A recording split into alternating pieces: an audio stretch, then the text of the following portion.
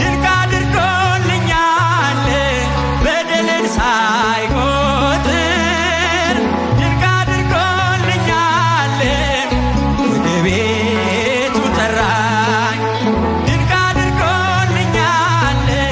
ረክሼ ሳለሁ